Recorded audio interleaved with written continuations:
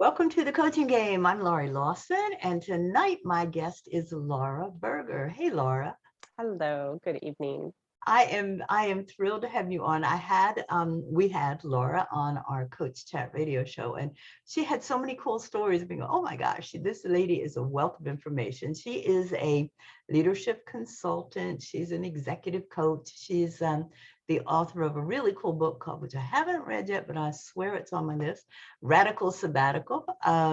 It seems like she's a regular author at Psychology Today. And I could tell you so much more, but then we couldn't have time to talk to Laura. So let's just get started here. I love that you're on here, Laura. And since you are out there in the leadership world and have been for quite a while, tell me how did you get started and what made you decide, oh, leaders need some help? That's a loaded question. We all need help. We all need help. We don't have to be leaders. Yeah, exactly. Going on. Well, it was not a direct path. So my background is in psychology. I did my undergrad in psychology, and then I moved into the business world, and I was kind of operating in like at the intersection of business and psychology, doing mergers and acquisitions, and also change leadership and projects such as that for a global consultancy. And in those conversations that I was having with clients, it was just natural coaching.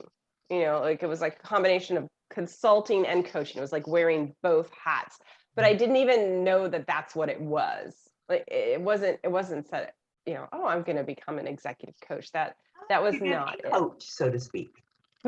How long have you officially been a coach? Oh, officially I've been a coach, gosh, for like 20 years, I would say. Wow, you were like a pioneer. So yeah, and maybe a little bit less than 20 years, but around that time frame. And that's showing my age. Now I'm like sitting here calculating. No, I really meant 2 years. Yeah. Sorry.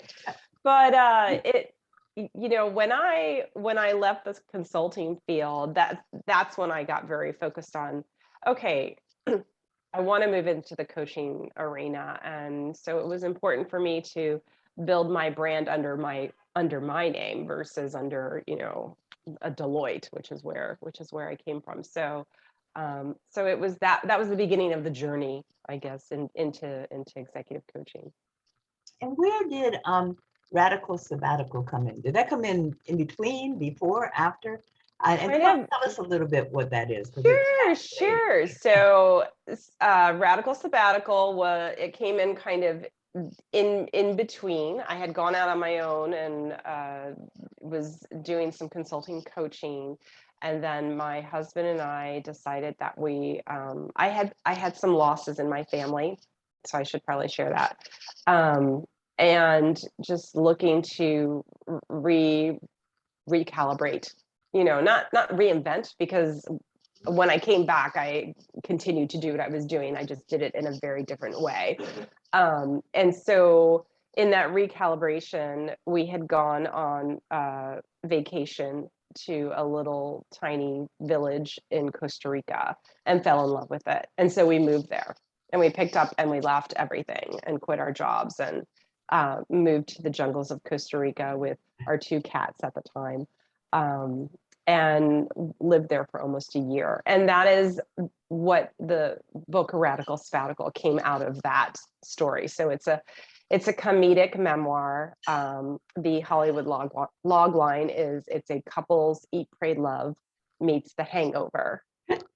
And it very much is that. And I think it's really timely now because there's so many people that are looking to either reinvent or recalibrate, and there is value in stepping away and then re-entering. It's interesting. We've all kind of been forced to. I guess, stepping away or stepping inside, and sort of deal with what we want as opposed to, the hustle and bustle of what we're supposed to be doing. It's been a fascinating 2 years, sad and tragic, but still enlightening in so many ways, because we've all had to take that step back, whether we wanted to or not. It was a forced sabbatical in some cases. Mm-hmm. And even if we were out there, then we learned how to work differently, Yeah. no contact, Zoom, etc. So yeah. So you were a little ahead of the time, but You use the word a pioneer, and I really do, that is a word that people would describe me as. I mean, I I have in my own, it's just kind of how I operate, of just always, it's a virtue and a vice, always forward focused, and which is amazing, and just kind of staying on the forefront of things. And it's a vice as well, because sometimes you're not really being in the moment. busy walking forward, moving Yeah. forward, running Yeah. forward. Yes. Yeah. Well, and that I found was one of the blessings of the pandemic. It was like, you will slow down because there's nowhere to go. Just sit here and figure this all out now. So what would you say if, and your book, let me just say, your book is available on Amazon, because I keep looking at it going, hit Yes. purchase, because you want to read this thing. And I don't know where this year has gone. I can't believe we're in March already almost. So but so it as what would you say some of the lessons were? I mean, Uh, I know you got a good book out of it, but what else? yeah. First and foremost, personally, the lesson that was hardest for me to learn was, I am more than my title. I grew up in an environment where it was all about achievement, and just being recognized for achievement. And when I stripped myself, I mean, that was intentional. Okay, I'm not doing this anymore. So, walking away, um, it was hard to figure out, like, well, who am I without a title? That it was kind of a peeling back the onion experience, very raw, makes you cry. The onion is just kind of makes you cry. And so rediscovering that, was a lesson learned, because you know I am, as we all are so much more than the title. And I recall, even before we moved to Costa Rica and I had quit, I was still going to events, and I would walk in and someone would say, "Oh, so what do you do? What do you do?" And I recall, going back to what I did, which is also not me. I'm forward thinking, right? So I'm like, well, I used to be the head of blah, blah, blah, blah, blah, blah, blah. And I remember saying to my husband, I'm like, God, that's so weird. Why does that? But it didn't unravel for me until I moved to Costa Rica, because nobody cared. Nobody was asking me that. That was completely irrelevant. And so I think that is something that many of us can relate to. I share that because I feel, especially where, you know, whether it's intentional, or if someone is let go in the massive layoffs that happened with COVID, it's this sense of identity that's stripped of us. And how, who are we aside from that? And our culture, I believe, is shifting as a result of the pandemic. I think that that's something that's very positive. It's no longer looked down upon, because everyone is so much more than just one thing. I mean, if you go out on LinkedIn, I'm a speaker, I'm a this, I'm a that, I'm a that, and those are titles, but you're also seeing I'm a mom, I'm an animal lover. I mean, if you look at my Twitter page, I'm an explorer, I'm an animal lover, it's we're so much more. And so that to me was a big lesson for myself. I think that's universal. It's so funny because I started out as a plain old life coach, and then when 2008 came and the economy just tanked, Yeah. I was a person before then. I was a human resources person. So people would go, "Oh my God, I don't have a job. I'm losing my job," and it was like, so you had to, again, I love your term, the strip down. You had to kind of strip down and go, okay, let's start all over again because the rug got pulled out. Then I happened to be interviewed by, I had a geriatric care business, and I happened to be interviewed by the New Yorker and as a retirement coach. And so it was like, oh my God. So everybody is like, now what, without the title, what do I do? Who am I? And I think the pandemic has once again brought that about. It's like, or if I had the title, I was kind of, and I'm interested to see where these people are going to, how these people are going to pay the rent, but I was thrilled to see people going, I think I don't want this job anymore. I think I need something more. I'm worth something more. We redefined what's essential, did we do anything about it? I'm not sure, but we did realize, you know what, essential might not mean that corner office there. It might mean the guy bringing you your groceries or something like that. So, interesting, again, pioneer, my gosh, you were ahead of the game. So now you're out there. And what are you seeing? Because I know you've been steady going now from 2020, 2021.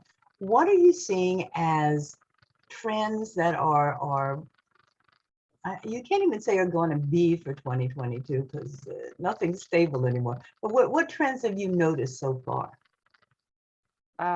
in the business? In the business world,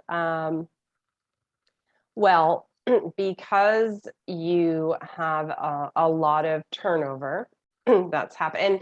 And I'm going to preface this at the executive level because that's where I operate mainly. So, and you have it throughout organizations. So it's applicable to the, organization as a whole. What is, I guess, trending in terms of utmost importance is creating connection, real connection, interpersonal relationships. Because, as you bring in a new member on a team, a lot of these members were virtually onboarded. They've never met face to face. They've never had that, side conversation that, I mean, it's non-existence is really weighing people. And then with Omicron, and not to date our conversation, but it is relevant, a lot of companies were thinking we're out of this, mess, and they had these great plans to get back together. And I was on a phone on a conversation with one of our clients who CEO of a publicly traded company, and they're saying to me, and this was the beginning of January, right after the holidays, we had all these plans to bring us back in office, and not permanently, but just more of a virtual and like hybrid model. And now we're thinking of, this is just not going to work, and they're looking at potentially selling off properties because it's just, so it's how can people create and foster greater connection. And that's where I think coaching really can help that, help teams bring that together. And anyway, I think that's a really big trend out there. Like, it matters. Before, it was taken for granted, because you didn't really think about it. It was taken for granted. And when you take something away, which is exactly what happened with everyone, it was gone. Then it's like taking water away from a flower, and it just begins to wilt. And so we need to nourish the flowers again and get them blooming, and just, I don't know. That's just... No, that's a great metaphor. And I like that you said connection, because we all feel this Zoom thing, it's like, okay, we are connected and we can see you, but there is a touchy-feely part of it, and I don't know. First of all, let me tell you that this lady has great, can I call it a newsletter? I know that's obsolete at this point. She'll get in touch with you once a week somehow, but via email. Yeah. And how do people get that? Because you have such great tips on things that we're talking about, character and trust and humor, and how do we all put that into leadership? How do people how do people get on the list that I'm on? Oh, on the newsletter? You can well, you can go to our website. It's Verdeo Group. That's BERD as in dog, EO group.com. And you can sign up for the newsletter there. Absolutely, yeah. So latest one was how to build, how can you build character as a leader, and what is character building and for leadership, and you had so many great ideas. It's like, and I think the tide has changed or turned or is going in and going out, whatever it's doing. Because you're right, it used to be bottom line and discipline and how effective is your team. And now it's kind of changing. Can you talk a little bit about that? It's like developing leadership with character. How do you do that? Sure. So, so you know, it's kind of as you move up in an organization and you become promoted, you become a main character. Okay, so we all become a main character, and the question is, when you're in a role where people are listening to what you're telling them to do, and you have a lot of authority and a lot of power, perceived power, that can fuel an ego where you play the main character. And shifting it to a person of character is very different. So a person of character can have power, but it's not a power over, it's a power with. That's the way that I would describe it. Okay. Yeah. So I'm just trying to think of an example to give you. I think that, persons of character in today's, environment, and there are a lot of leaders that are persons of character. Aaron Sorensen, the CEO of Marriott, was a person of character.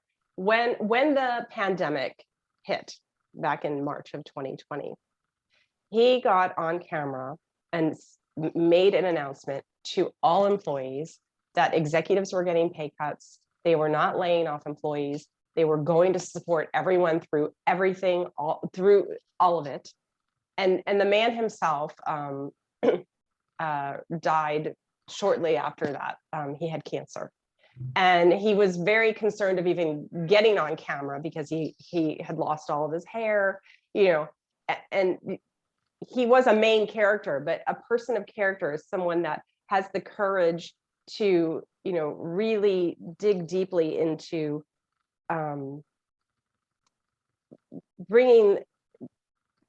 representing the core values of the collective versus just their own, if that makes sense. No, they're definitely. Where does the value that the company wants or instills come in with that character thing? How do you meld the two? Where does the value come? Yeah, where does it? How do you get the two together? It's like, okay, I want to be a leader of character, but I also want to honor the values of the company. So, is there a conflict? Can you rephrase that? Can you? Yeah, oh, is there a conflict? rephrase Yeah. it. Is there a conflict between the two, or as ideally do you say, okay, I'm the leader, I'm going to make this company what I want it to be, and let it, I hate trickle down, let it be a part of my leadership, or is there a conflict sometimes? Yeah, I think that's shifting. I think that there was definitely, if you looked at companies in the past that were growing, it very much was a top-down type of structure. And now I see leadership at that level. It's a circle. It's, there's a lot more connecting, a lot more town halls, a lot more of, the CEO connecting with employees, going to physical plants, seeing how things are operating. engaging differently and relying on groups within the organization to communicate. It's more of a communication across versus top down, I guess is how I would describe it. You're beginning to see that, because quite honestly, employees are demanding that, that they don't want that environment any longer. It just doesn't work for them. That's interesting, because I used to have debates, especially among the human resources people, that I would hang out with. It's like, is just trickle down work, or is it trickle up, or shoot up? And now I love it. It's neither. It's like, let's keep it moving, and let's all be on the same level, at least in values and in the mission that we want to do, and how can we all get there. It'd be interesting to see what role automation plays. It's getting a larger and larger role, and where does the leadership come in there? But I guess stay tuned. Stay tuned. We'll see what happens. You did a great article on, and I was so thrilled to see it, a great article on humor, how to bring humor into leadership. We don't usually say, haha, oh, I'm a leader. What fun. So, but you did. It was like, there's a place for humor, even in teams and leadership. So tell us a little bit about that. Sure. Well, I'm just going to give you an example of how you can apply stand-up comedy. So particularly improv. So when you go, one of the lessons of improv, are you familiar? Improv is basically taking what is in your surroundings and then just creating a scene around that. So, it's the unexpected, it's the uncertainty, the unknown. And one of the rules of improv is yes, and, because if you say no, you shut the scene down. If you say yes, but, it's like you're totally shifting the scene. And so with teams, we've done exercises with them around yes, and why do we do that? Because it's creating room and space for sharing of ideas and innovation and openness, and allowing people to take that yes and approach to help move things forward. Now that's a rule that is applied in improv. Then let's just talk about humor as in laughter and like how it makes you feel. I mean, that in itself is physiologically, when you experience things such as that, you're upregulating your oxytocin and you're downregulating your cortisol, which is your stress hormones, right? And so the fact that you can bring humor into the workplace through, I mean, I've seen very just funny presentations, or even self-deprecation. When you have a leader of character, or the main character, laughing at themselves, it's a level of humor that is like, wow, it's vulnerable, it's human, and it kind of creates more of an equal playing field. So humor does that. It just brings people into a much more connected, back to the connected space. Wow. Yeah, and I was so pleased to see that as an element of leadership. It's like, you just don't think of it being there, but it's so, it does change the whole atmosphere of the whole thing. Just a little chuckle now and then is not going to hurt you. Oh gosh, what else? You have so many. One thing that and you were kind of talking about it before, you have the fork and knife principle. And you were kind of talking about that. It's like, well, usually you're running forward and you don't, I got to get this done and I got to get that done. And we've all kind of learned how to slow down. But what is the fork and knife principle? Sure. The fork and knife principle is, when you go to cut a steak, if you were to try to take this without cutting it and shove it in your mouth, it would not fit. Okay. So what do you have to do? You have to cut it into pieces in order to make it fit. And so when we're trying to create a new habit, we can't go from 0 to 100, like apply it that way. or we can't just shove the steak in our mouth because it's not going to fit. And so it's talking about bite-sized, chunks, taking things bite-sized chunks, knowing that the end goal is I've eaten the steak, like I've arrived. So a lot of, even radical sabbatical, I brought that up in there. We did not go from 0 to 100 in promoting radical sabbatical. We had no idea that it would become an Amazon bestseller, but I will share with you that our first interview was a Blog Talk Radio on October 31st at 7 p.m., which is Halloween. Right. So who's listening to a Blog Talk Radio?